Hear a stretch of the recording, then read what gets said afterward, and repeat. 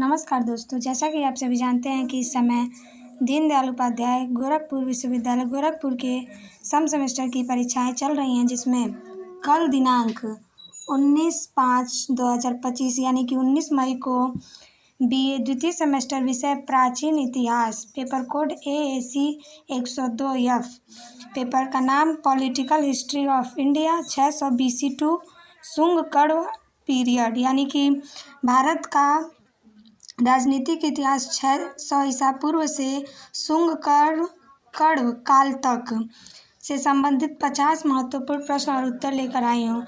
मैं पूरे सिलेबस को एक ही वीडियो में अब पूरा 50 क्वेश्चन में मैंने बना दिया है। आप लोग वीडियो को पूरा देखें, यहाँ से आपकी परीक्षा में प्रश्न जरूर बनेंगे। तो अगर आप चैनल पर नए हैं तो चैनल को लाइक, शेयर और सब्सक्राइब करना न भूलें।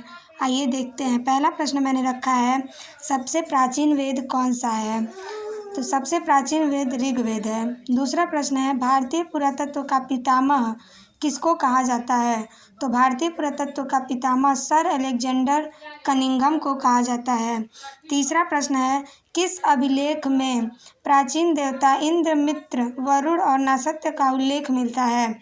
तो 1400 ईसा पूर्व के मध्य एशिया के बोगासकोई अभिलेख में। और प्रश्न ये बने कि सबसे प्राचीन अभिलेख कौन सा है? तो वह बोगासकोई अभिलेख है। आगे देखते हैं। चौथा प्रश्न है, गौतम बुद्ध किस गणराज्य से संबंधित थे? तो गौतम बुद्ध शाक्य गणराज्य से संबंधित थे। पांचवा प्रश्न है, भारत में सबसे प्राचीन अभिलेख किसका है? तो वह भारत में सबसे प्राचीन अभिलेख अशोक का है। 300 ईसा पूर्व के लगभग यह अभिलेख था। अशोक के अधिकतर अभिलेख ब्राह्मी लिपि में हैं। केवल उत्तरी पश्चिमी भारत के कुछ अभिलेख खरोष्ठी लिपि में हैं। खरोष्ठी लिपि फारसी भाषा की भांति दाएं से बाईं ओर लिखी जाती है। आपसे प्रश्न ऐसे बनेगा कि खरोष्ठी लिपि किस प्रकार लिखी जाती थी? तो वह दाएं से बाईं ओर लिखी जाती थी। और अशोक के अभिलेख मुख्यतः ब्राह्मी, खरोष्ठी, यूनानी तथा आर्मेइक लिपियों में मिले हैं। 6 नंबर प्रश्न है, सर्वप्रथम 1837 ईस्वी में जेम्स प्रिंसेप ने ब्राह्मी लिपि में लिखित अशोक के अभिलेखों को पढ़ा था। आपसे प्रश्न यहाँ से बनेगा कि सर्वप्रथम अशोक के अभिलेख को किसने पढ़ा था? तो जेम्स प्रिंसेप ने। और कब पढ़ा था? तो 1837 ईस्वी में। 7वां प्रश्न है, सिक्के के अध्ययन को क्या कहते हैं? तो सिक्के के अध्ययन को मुद्रा शास्त्र कहते हैं। 8 नंबर प्रश्न है, हाथी गुम्फा अभिलेख किस शासक का है? तो हाथी गुम्फा अभिलेख खारवेल का कलिंग नरेश के शासक का है। 9 नंबर प्रश्न है, जूनागढ़ अभिलेख किस शासक का है? तो वह रुद्रदामन का है। 10 नंबर प्रश्न है, किस शासक को देवनामप्रिय के नाम से जाना जाता है? तो अशोक को। 11 नंबर प्रश्न है, 16 महाजनपदों का उल्लेख किस बौद्ध ग्रंथ में किया गया है? तो 16 महाजनपदों का उल्लेख अंगुत्तर निकाय में किया गया है, जो बौद्ध ग्रंथ है। 16 नंबर हो गया। 12 नंबर प्रश्न है, 16 महाजनपदों का उल्लेख किस जैन ग्रंथ में मिलता है? तो 16 महाजनपदों का उल्लेख भगवती सूत्र के जैन ग्रंथ में मिलता है। 13 नंबर प्रश्न है, गौतम बुद्ध के पूर्व जन्म के बारे में जानकारी किस ग्रंथ से मिलती है? तो जातक कथाओं में। 14 नंबर प्रश्न है, मगध साम्राज्य की स्थापना किसने किया था? तो मगध साम्राज्य की स्थापना बिंबिसार ने किया था और उनका कार्यकाल था 544 से 492 ईसा पूर्व। 15 नंबर प्रश्न है, शोणिक नाम से कौन प्रसिद्ध था? तो शोणिक नाम से बिंबिसार को जाना जाता है। 16 नंबर प्रश्न है, बिंबिसार ने किस वंश की स्थापना की थी? तो बिंबिसार ने हर्यक वंश की स्थापना की थी, जिसे हर्यक वंश को पितृहंता राजवंश भी कहा जाता है। 17 नंबर प्रश्न है, किस शासक ने अंग को मगध में मिलाया था? तो बिंबिसार ने। 18 नंबर प्रश्न है, मगध साम्राज्य के किस शासक ने रथ मूसल, यहाँ पे मूसल रहेगा, टाइपिंग मिस्टेक हो गया, रथ मूसल और महाशिला कंटक नामक यंत्रों का प्रयोग किया था? तो अजातशत्रु ने। 19 नंबर प्रश्न है, 16 महाजनपदों में सबसे शक्तिशाली कौन सा जनपद था? तो वह मगध जनपद था। 20 नंबर प्रश्न है, हर्यक वंश के पश्चात मगध पर किसने शासन किया था? तो शिशुनाग वंश ने। और शिशुनाग वंश का संस्थापक कौन था? तो शिशुनाग था। और हर्यक वंश का अंतिम शासक पूछे तो वह नाग दशक था। 21 नंबर प्रश्न है, कौन सा जनपद दक्षिण भारत में स्थित है? यह प्रश्न आपकी परीक्षा में जरूर पूछा जाएगा। सही उत्तर हो जाएगा असमक। और अगर ये प्रश्न बने कि असमक किस नदी के किनारे बसी है, तो गोदावरी नदी के। 22 नंबर प्रश्न है, मगध महाजनपद की राजधानी क्या थी? तो राजगृह या गिरिव्रज। यहीं से मैं बता देती हूँ कि अंग महाजनपद की राजधानी चंपा थी। मगध की राजधानी आप लोग को बताया ही मैंने कि राजगृह और गिरिव्रज। यहाँ से प्रश्न ये भी बन सकता है कि काशी की राजधानी कहाँ थी? तो वाराणसी। वत्स महाजनपद की राजधानी कौशाम्बी। वज्र महाजनपद की राजधानी वैशाली या विदेह या मिथिला भी कहा जाता है। कौशल महाजनपद की राजधानी श्रावस्ती। अवंती महाजनपद की राजधानी उज्जैन या महिष्मती।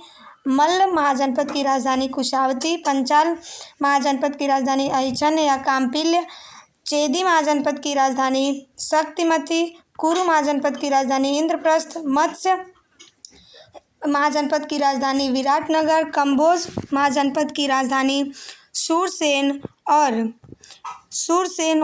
कंबोज की राजधानी हाटक और सूरसेन महाजनपद की राजधानी मथुरा और असमक की राजधानी पोटन या पोतल। मैंने बताया ही कि यह दक्षिण भारत का एकमात्र महाजनपद है और यह गोदावरी नदी के किनारे स्थित है। और गांधार महाजनपद की राजधानी तक्षशिला। आगे देखते हैं, 23 नंबर प्रश्न है, बौद्ध धर्म का संस्थापक कौन था? तो वह गौतम बुद्ध थे। आगे देखते हैं, 24 नंबर प्रश्न है, 23-24 नंद वंश का संस्थापक कौन था? तो नंद वंश का संस्थापक महापद्म नंद था और नंद वंश के समय ही भारत पर यूनानी जो सिकंदर आक्रमण किया था 325 ईसा पूर्व में। और नंद वंश का अंतिम शासक पूछे तो वह घनानंद या जिसे धन नंद भी कहा जाता है था।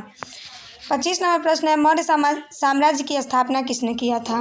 तो यहाँ से बनने वाले सभी प्रश्नों को मैंने एक पास रख दिया है कि मौर्य साम्राज्य की स्थापना चंद्रगुप्त मौर्य ने की थी। और चंद्रगुप्त मौर्य के गुरु का नाम पूछे तो चाणक्य, कौटिल्य के बचपन का नाम विष्णुगुप्त भी था। और चंद्रगुप्त मौर्य को यूनानी इतिहासकारों ने सेंट्रोकोट्टस के नाम से संबोधित किया था। सर्वप्रथम सेंट्रोकोट्टस की पहचान चंद्रगुप्त मौर्य से विलियम जोन्स ने की थी। अगर प्रश्न ये बने कि चंद्रगुप्त और सेल्यूकस निकेटर जो चंद्रगुप्त मौर्य का सेनापति था के बीच युद्ध कब हुआ था? तो 305 ईस्वी में। और जिसमें विजयी कौन हुआ? तो चंद्रगुप्त मौर्य। मौर्य वंश के विषय में जानकारी किन ग्रंथों से मिलती है? तो इन 3 ग्रंथों से। पहला है कौटिल्य की रचना क्या है? अर्थशास्त्र। मैंने बताया कि कौटिल्य का 3 नाम है। कौटिल्य के बचपन का नाम विष्णुगुप्त था और कौटिल्य का एक और अन्य नाम था विष्णुगुप्त, कौटिल्य और चाणक्य। मेगास्थनीज के लेखक मेगास्थनीज इंडिका और विशाखदत्त मुद्रा राक्षस। कौटिल्य ने लिखा था अर्थशास्त्र, मेगास्थनीज ने इंडिका और विशाखदत्त ने मुद्रा राक्षस। 27 नंबर प्रश्न है, चंद्रगुप्त मौर्य किस धार्मिक संप्रदाय का अनुयायी था? तो वह जैन धर्म का। आगे देखते हैं, 29 नंबर प्रश्न है, चंद्रगुप्त मौर्य की मृत्यु के बाद सिंहासन पर कौन बैठा? तो वह बिंदुसार। ऐसे प्रश्न पूछेगा कि चंद्रगुप्त मौर्य का उत्तराधिकारी कौन था? तो बिंदुसार। और प्रश्न यहाँ से भी बन सकता है कि बिंदुसार को बिंदुसार क्यों कहा जाता था? तो इसलिए कहा जाता क्योंकि उसके जन्म के समय उसके माथे पर एक बिंदु थी और बिंदुसार ने यूनान के शासक से सूखे मेवे व मीठी शराब और एक दार्शनिक की मांग की थी। यूनानी इतिहासकारों ने बिंदुसार को अमित्रचेट्टस या अमित्रघाती की उपाधि दी थी। बिंदुसार किस धर्म संप्रदाय का उपासक था? तो आजीवक संप्रदाय का। आगे देखते हैं, 30 नंबर प्रश्न है, अशोक सम्राट मगध के सिंहासन पर कब बैठा? तो वह 273 से 269 ईसा पूर्व तक रहा था उसका शासनकाल। अशोक बिंदुसार की मृत्यु के समय उज्जैन का राज्यपाल था। अशोक ने अपने शासन के 8वें वर्ष अर्थात 261 ईसा पूर्व में कलिंग का युद्ध लड़ा था। यहाँ से प्रश्न ये भी बनेगा कि कलिंग का युद्ध अशोक ने कब लड़ा था? तो 261 ईसा पूर्व में। और अशोक का नाम अशोक किस अभिलेख में मिलता है? तो मास्की और गुर्जरा अभिलेख में। अशोक के 13वें अभिलेख में कलिंग युद्ध का वर्णन है। यहाँ से भी प्रश्न बनता है कि अशोक के 13वें अभिलेख में किसका वर्णन है, किस युद्ध का, तो कलिंग युद्ध का। कलिंग युद्ध के बाद अशोक ने बौद्ध धर्म को अपनाया था। उस अशोक उपगुप्त बौद्ध भिक्षु के संपर्क में आकर बौद्ध धर्म को ग्रहण किया था। यहाँ से भी प्रश्न बन सकता है कि अशोक ने बौद्ध धर्म किसके संपर्क में आकर ग्रहण किया था, तो उपगुप्त के। 31 नंबर प्रश्न है, मौर्य वंश का अंतिम शासक कौन था, तो मौर्य वंश का अंतिम शासक बृहद्रथ था। 32 नंबर प्रश्न है, शुंग वंश की स्थापना किसने की थी, तो शुंग वंश की स्थापना पुष्यमित्र शुंग ने की थी। शुंग वंश के बाद कौन सा वंश आता है, तो कण्व वंश प्रारंभ होता है, और कण्व वंश का संस्थापक कौन होता है, तो वासुदेव। 33 नंबर प्रश्न है, मालविकाग्निमित्रम किसकी कृति है, तो मालविकाग्निमित्रम कालिदास की कृति है। अभिज्ञान शाकुंतलम भी कालिदास की कृति है। 34 नंबर प्रश्न है, देवी चंद्रगुप्तम नाटक के रचयिता कौन है, तो विशाखा दत्त। 35 नंबर प्रश्न है, आहत सिक्के मुख्यतः किस धातु से प्राप्त हुए हैं, तो वह चांदी के। 36 नंबर प्रश्न है, शास्त्रों में किसे अनार्यों का देश कहा गया है, तो मगध को। 37 नंबर प्रश्न है, एकराट की उपाधि किसने धारण की थी, तो महापद्म नंद ने। 38 नंबर प्रश्न है, मौर्य काल में शिक्षा का प्रमुख केंद्र क्या था, तो तक्षशिला था। 39 नंबर प्रश्न है, 2 अश्वमेध यज्ञ किसने किया था, तो पुष्यमित्र शुंग ने। 40 नंबर प्रश्न है, बिंबिसार का विवाह कौशल देवी के साथ हुआ था। कौशल देवी के भाई का नाम प्रसेनजित था, और प्रसेनजित ने शाक्यों पर आक्रमण किया था। मगध का अजातशत्रु लिच्छवियों पर विजय प्राप्त किया था। मगध पर वैशालीगढ़ राज्य को भी अजातशत्रु ने जीता था। 41 नंबर प्रश्न है, जो 4 बौद्ध संगीतियाँ हुई थी उसको देख लेते हैं। पहला है, प्रथम बौद्ध संगीति कब हुई थी, तो 483 ईस्वी में। स्थान क्या था, पूर्व राजगृह। अध्यक्ष कौन थे, महाकश्यप। और शासनकाल किसका था, तो अजातशत्रु का। द्वितीय बौद्ध संगीति कब हुई थी, 383 ईसा पूर्व में, वैशाली में। और अध्यक्ष कौन था, सभाकामी। शासनकाल कालाशोक का था। तृतीय बौद्ध संगीति 250 ईसा पूर्व में, स्थान पाटलिपुत्र। अध्यक्ष मोगलीपुत्र तीस, और शासनकाल किसका था, तो अशोक का था। चतुर्थ बौद्ध संगीति 98 ईसा पूर्व में, 98 ईस्वी में, स्थान कुंडलवन। और अध्यक्ष कौन था, वसुमित्र अश्वघोष। और शासनकाल किसका था, तो कनिष्क का। आगे देखते हैं। 42 नंबर प्रश्न है, गौतम बुद्ध का जन्म। गौतम बुद्ध को आप सभी जानते हैं कि वह बौद्ध धर्म के संस्थापक थे, और गौतम बुद्ध का जन्म 563 ईसा पूर्व में कपिलवस्तु के लुम्बिनी नामक स्थान पर हुआ था। गौतम बुद्ध के पिता का नाम शुद्धोधन था, और माता का नाम माया देवी था। उनके बचपन का नाम सिद्धार्थ था, और इन्हें एशिया का ज्योतिपुंज कहा जाता है। उनके जन्म का प्रतीक कमल और सांड था। गृह त्याग का प्रतीक घोड़ा था। ज्ञान इन्होंने पीपल वृक्ष के नीचे दिया था।